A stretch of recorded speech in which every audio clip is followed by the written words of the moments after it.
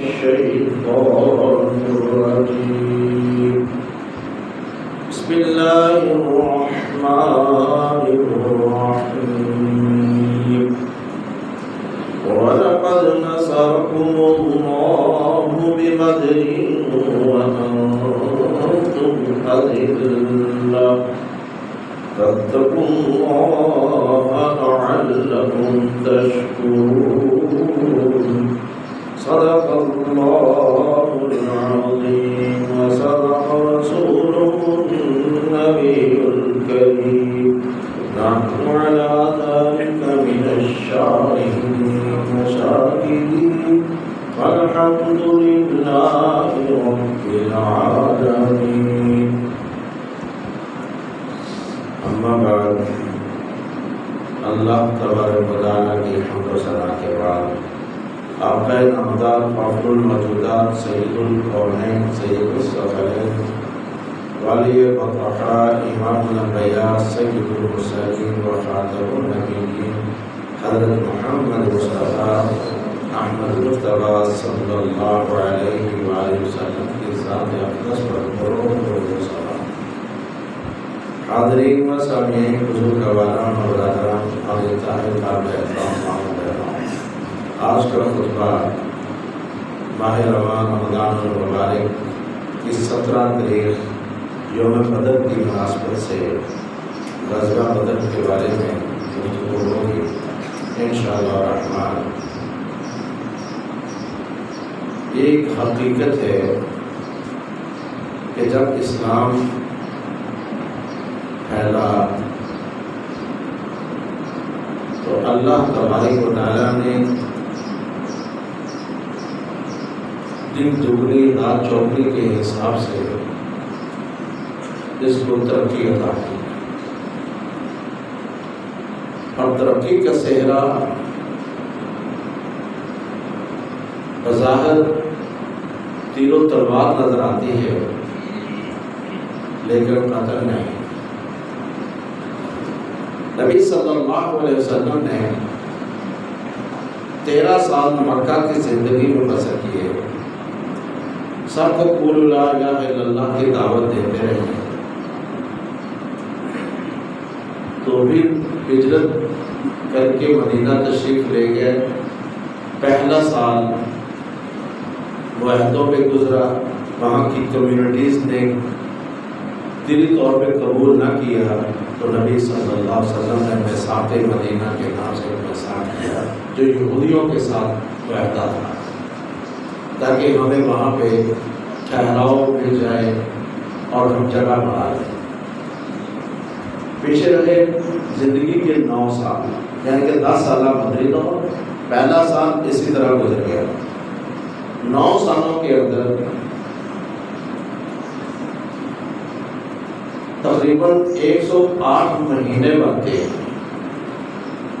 تو نبی صلی اللہ علیہ وسلم نے 27 غزوات اور 86 سریات لڑے، یعنی کہ 113 جنگیں 108 مہینوں میں لڑی گئی۔ اس 9 سال کی 113 جنگیں ہیں جن کے بارے میں نبی صلی اللہ علیہ وسلم کا یہ فرمان کہ قرنی خیر القرون، میرا دور، میرا یہ زمانہ تمام ادوار، تمام زمانوں سے بہترین زمانہ ہے۔ 9 سال کا دور، 113 جنگیں لڑی گئیں 108 مہینوں میں، اور پہلی جنگ غزوہ بدر، جس کے بارے میں اللہ رب العزت نے ارشاد فرمایا وَلَقَدْ نَصَرَكُمُ اللَّهُ بِبَدْرٍ وَأَنْتُمْ أَذِلَّةٌ، کہ تم بہت ہی کمزور اور پست تھے، اللہ نے تمہاری مدد کی اس بدر میں۔ بس کیسے؟ 313 لوگ، جس میں بچے بھی شامل، تیر و تلوار نہیں، ڈھال نہیں، کچھ بھی نہیں، اور چلے کہاں پہ؟ دشمن کی معیشت کو تباہ کرنے کے لیے، دشمن کو معاشی نقصان پہنچانے کے لیے۔ واقعہ کچھ یوں ہے، سورۃ انفال کے اندر اللہ رب العزت نے ارشاد فرمایا کہ اے میرے حبیب وہ دن بھی یاد کرو جب 2 لشکروں میں سے خواہش تھی تیری کہ ایک لشکر تمہارے قابو میں آ جائے، وہ تھا ابو سفیان کا تجارتی قافلہ جو تقریباً 40,000 درہم دینار کا پرافٹ لے کر آ رہا تھا۔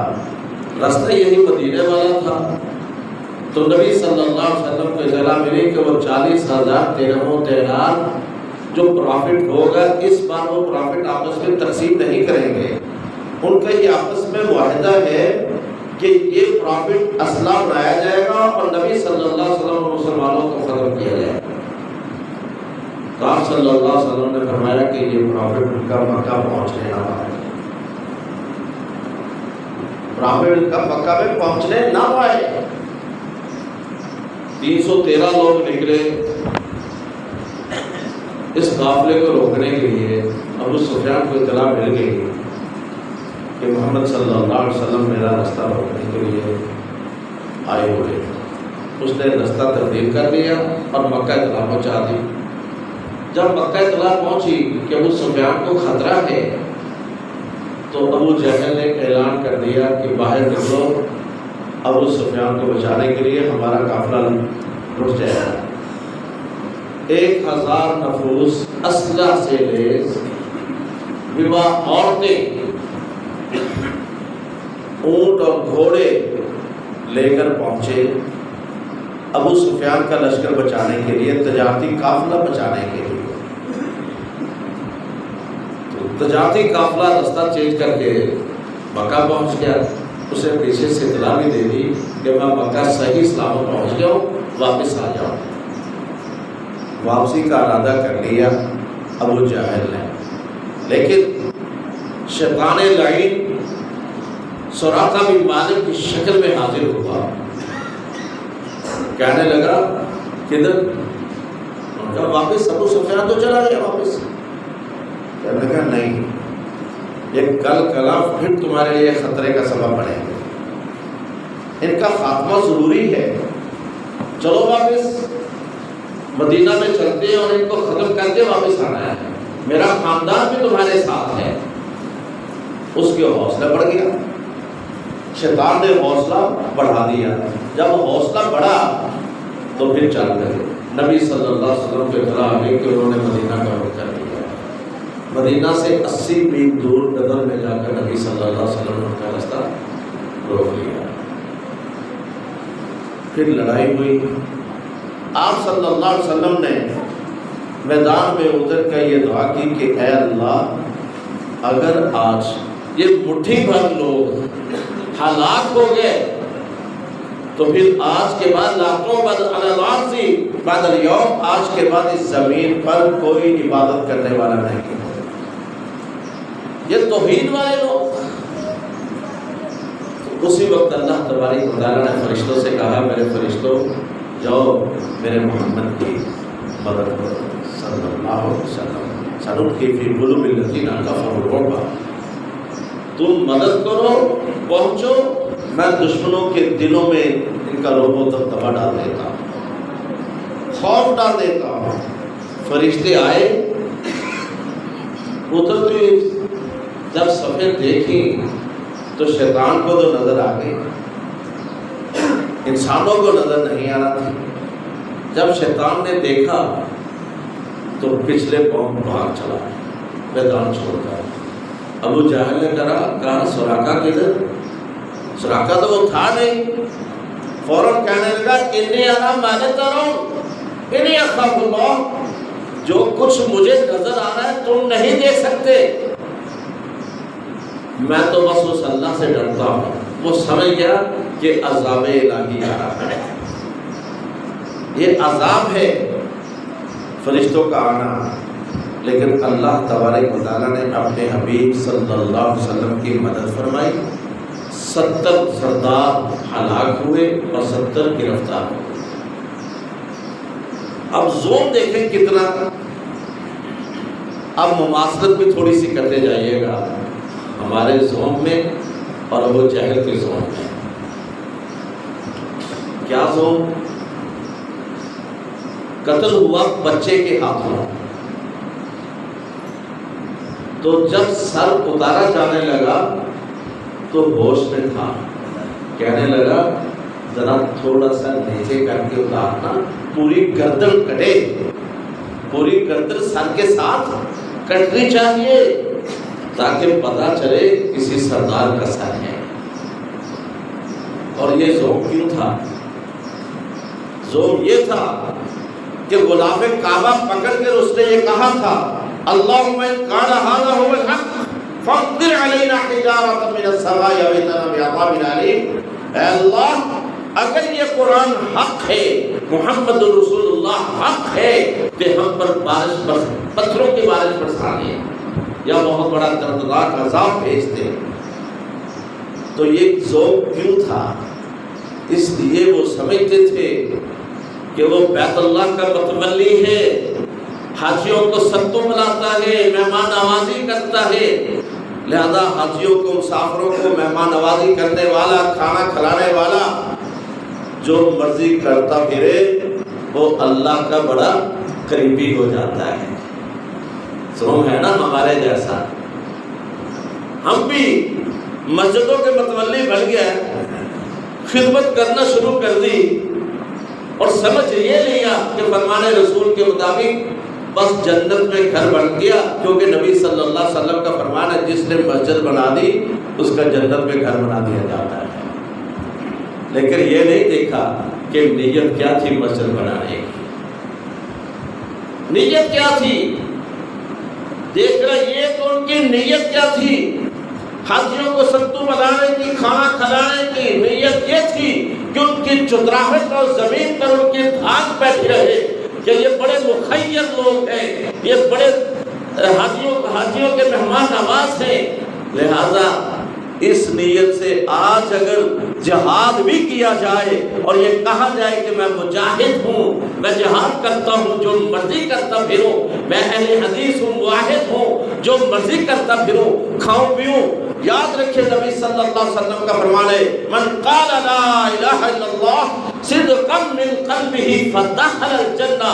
جس نے سچائی دل کی سچائی کے ساتھ لا الہ الا اللہ کہا وہ جنت میں جائے گا. اور من قال لا الہ الا اللہ مخلصا من قلبی فدخل الجنہ. جس نے دل کے اخلاص کے ساتھ لا الہ الا اللہ پڑھا وہ جنت میں جائے گا. اب دو چیزیں ہیں، سچائی دل کی، اخلاص دل کا.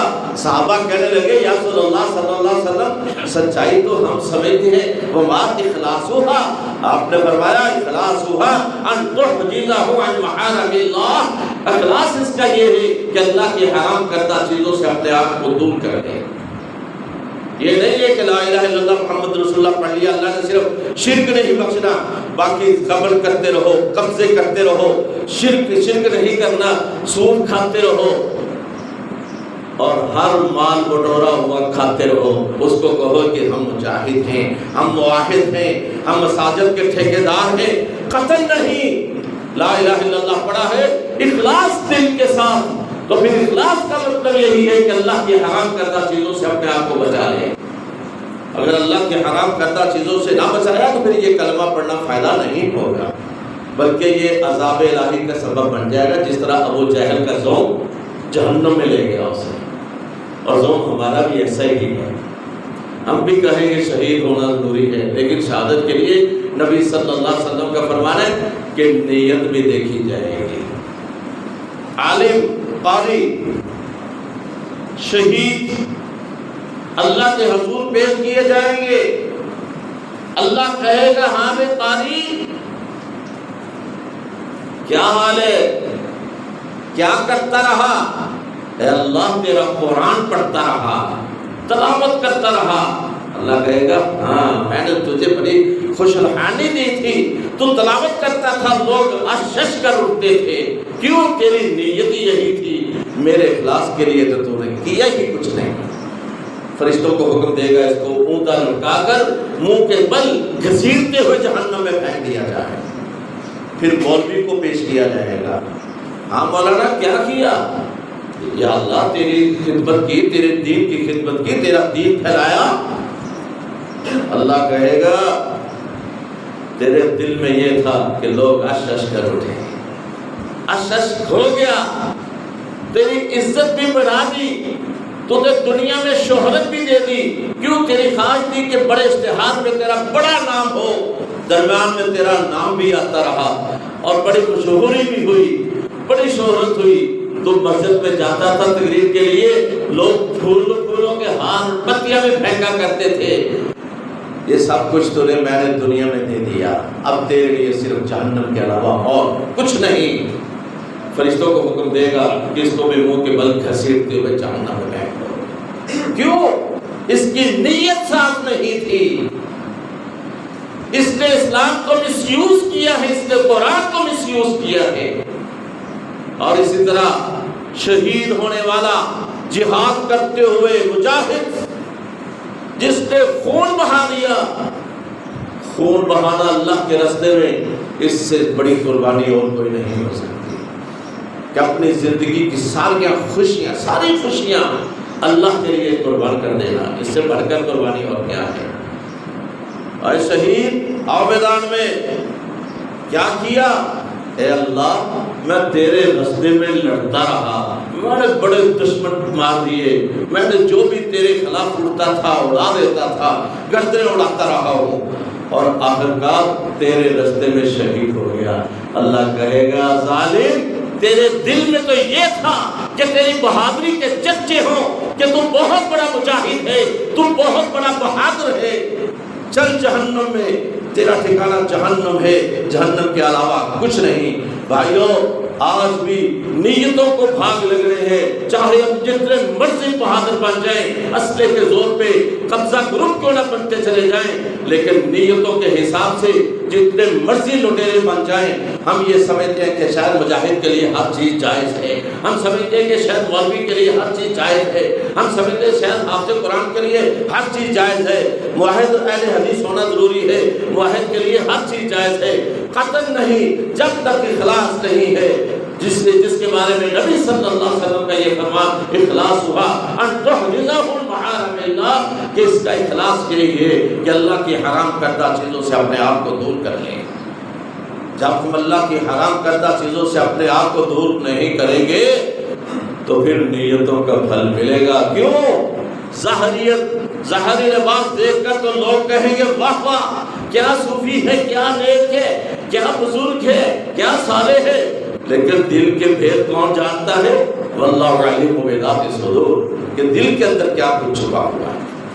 یہ تو ظاہریت ہے، ظاہریت میں حاجی بھی ہے، نمازی بھی ہے، مجاہد بھی ہے، مخیر بھی ہے، لیکن دل میں یہ کہ لوگ کہیں گے واہ کتنا پیسہ خرچ کیا، اکیلے نے مسجد بنوا دی، ماشاءاللہ کیا ہوگا۔ بھئی یہ ماشاءاللہ دنیا میں ہی رہے گی، اور یاد رکھو سب سے بڑا مخیر اس دور میں جو گزرا وہ سر گنگا رام تھا، یا اس کی بہن گلاب دیوی تھی، جس کے ٹرسٹ آج بھی پاکستان کے اندر کام کر رہے ہیں۔ اور ایک بات آپ کو بتاتا چلو، شاید آپ کے علم میں ہے یا نہیں، پورے پاکستان کے اندر جتنے رورل یعنی کہ دیہاتی ہاسپٹلز ہیں اور دیہاتوں کے اندر جتنے سرکاری سکولز ہیں، یہ donated by Sir Ganga Ram hospital کے، سر گنگا رام کے ڈونیٹڈ ہیں، جن پر ہم نے اسلامیہ اسکول کا نام لکھ دیا، جن پر ہم نے انجمن اسلام میں حیات اسلام کے کالج کے جھنڈے لگا دیے، اسلام کا نام ہم نے استعمال، کیونکہ مخیر ہم نے ڈونیٹڈ بائی گنگا رام۔ 100 سال یا 150 سال پہلے زمین خرید کر وقف کرنے والا شخص کوئی ہے مسلمانوں میں ایسا؟ ہم صرف نعرے لگانے والے لوگ ہیں، ہم لوگوں کی زمینوں پر قبضے کرنے والے لوگ ہیں، ہم یہ سمجھتے ہیں کہ شاید اسلام کے ٹھیکیدار ہم ہی بن گئے، پتہ نہیں۔